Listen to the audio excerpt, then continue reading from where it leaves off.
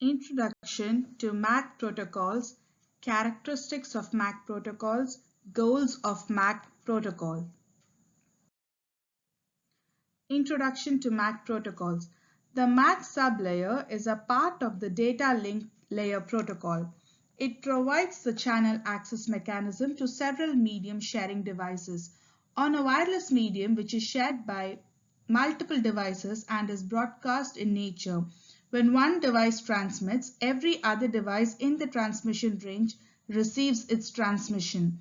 This could lead to an interference and collision of the frame when a transmission from two or more devices arrives at one point simultaneously. Sensor nodes usually communicate via multi-hop path over the wireless medium in a scattered, dense, and rough sensor field. A MAC protocol manages the communication traffic on a shared medium and creates a basic network infrastructure for sensor nodes to communicate with each other. Thus, it provides a self-organizing capability to node and tries to enforce the singularity in the network by letting the sender and receiver communicate with each other in a collision or error-free fashion. Moreover, the typical requirements to increase lifetime of a wireless sensor network without the end of any power replacement or human interaction has promoted the development of novel protocols in all layers of communication stack. However, prime gains can be achieved at the data link layer where the MAC protocol directly controls the activities of the radio, which is the most power-consuming component of resource-scarce sensor node. Efficient MAC protocols utilize the radio judiciously to conserve its energy. Thus, the MAC protocol helps fulfilling important design objectives of WSN by specifying how nodes employ the radio, share the channel, avoid collision in correlated and broadcasting environment, respond the inquirer timely, and survive a longer period. Characteristics of MAC protocol includes transmission delay, throughput, fairness, scalability, robustness, stability. Transmission delay is defined as the amount of time that a single message spends in the MAC protocol. Throughput is defined by the rate at which messages are served. The throughput can be measured in messages or symbols per second, but most commonly is measured in bits per second. The goal is to maximize throughput. Fairness is a MAC protocol is considered fair if it allocates a channel among competing nodes according to some fairness criteria. Scalability describes the ability of the communication system to meet performance characteristics despite of the size of the network and number of competing nodes. Robustness is referred to as a composition of reliability, availability, and dependability. Stability describes how good the protocol handles fluctuation of traffic load over sustainable period of time. Goals of MAC protocol includes minimization energy consumption that furthermore includes overhearing, idle listening. Overhearing is unnecessarily receive a packet destined to another node, and idle listening is staying active to receive even if there is no sender. The other goals include minimize the active time, eliminate packet collision, minimize control packet overhead, and prevent buffer overflow. MAC protocols for wireless sensor network. The specific requirements and design consideration for MAC protocols in wireless sensor networks are balance of requirement, energy problems on the MAC layer, energy problems and design goals. Balance of requirement. For a case of WSN, the balance of requirement is different from traditional network, that is the wireless network.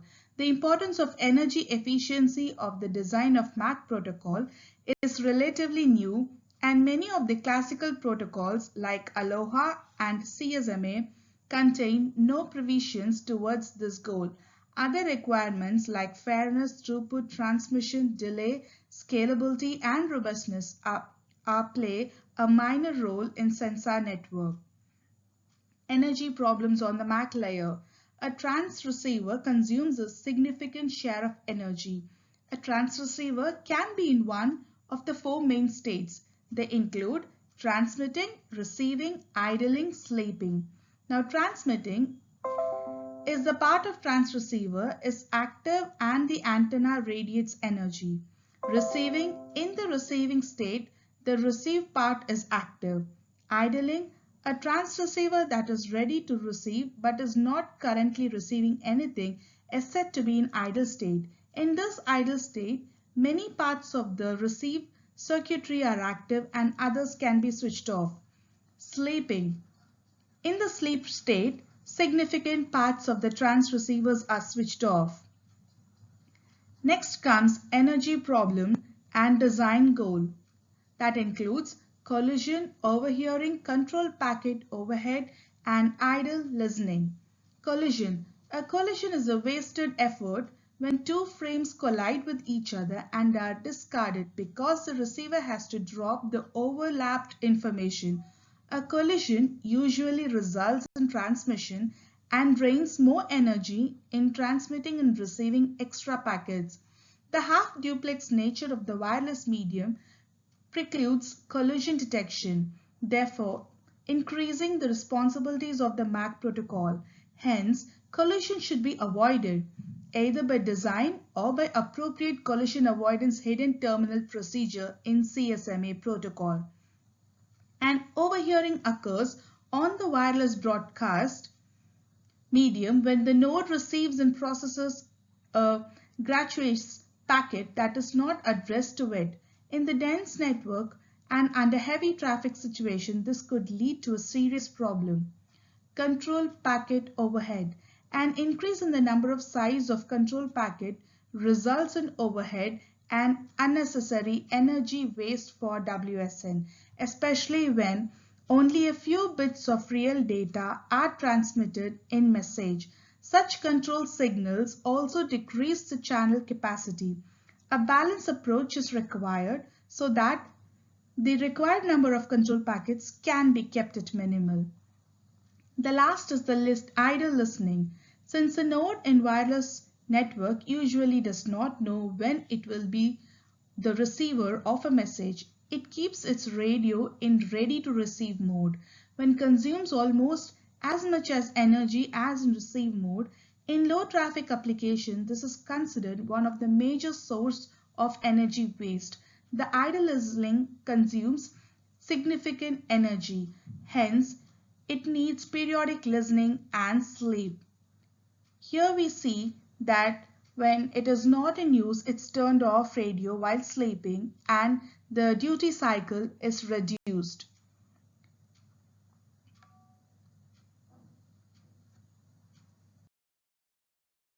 Low duty cycle protocols and wake-up concept.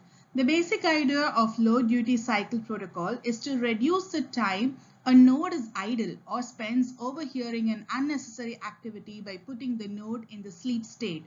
The most ideal condition of low duty cycle protocol is when a node is asleep most of the time and wakes up only when transmit or receive packet.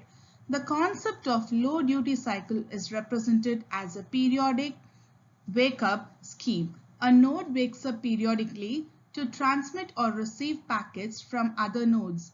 Usually, after a node wakes up, it listens to the channel for any activity before transmitting or receiving packet. If no packet is said to be transmitted or received, the node returns to sleep state. A whole cycle of consisting sleep period and a listening period is called sleep wake-up period and is depicted in the figure as periodic wake-up scheme. A duty cycle is measured as the ratio of listening period length to the wake-up period length, which gives an indicator of how long a node spends in the listening period. Take up for an example, the node A transmits a short beacon at the beginning of its listening period to indicate its willingness to receive packet. Another method is to let node B send frequent requests until one of them hits A's listen period and is really answered by A. However, in either case, node A only receives packets during its listening period. If node A itself wants to transmit packet, it must acquire the target's listen time. A whole cycle consisting of sleep period and listen period is also called as wake-up period. The important observation in duty cycle. By choosing a small duty cycle, the transceiver is in sleep mode most of the time, avoiding ideal listening and conserving energy. By choosing a small duty cycle, the traffic directed from neighboring nodes to a given node concentrates on a small time window, and in a heavy load situation, significant competitions can occur. Choosing a long sleep period induces a significant per hop latency since a prospective transmitter node has to wait an average of half a sleep period before the receiver can accept packets. In the multi-hop case, the per hop latencies add up and create significant end-to-end latency. Sleep phases should not be too short lest the startup cost outweigh the benefits. Sparse topology and energy management. The sparse topology and energy management STEM protocol does not cover all aspects of MAC protocol but provides a solution for the ideal listening problem. STEM targets networks that are deployed to wait for and report on the behavior of certain event. For example, when studying the paths of elephants in a habitat. From the perspective of a single sensor, most of the time there are no elephants and the sensor has nothing to report. However, once an elephant appears, the sensor reports its reading periodically. Most abstractly, the network has a monitor state where the nodes ideal and do nothing, and also a transfer state where the nodes exhibit significant sensing and communication activity. STEM tries to eliminate ideal listening in the monitor state and to provide a fast transition into transfer state. For an explanation of STEM, as it is shown in the figure, two different channels are used, requiring two transceiver in each node, the wake-up channel and the data channel. The data channel is always in sleep mode, except when transmitting or receiving data packet. The underlying MAC protocol is executed solely on the data channel during the transfer states. On the wake-up channel, the time is divided into fixed length wake-up periods of length t.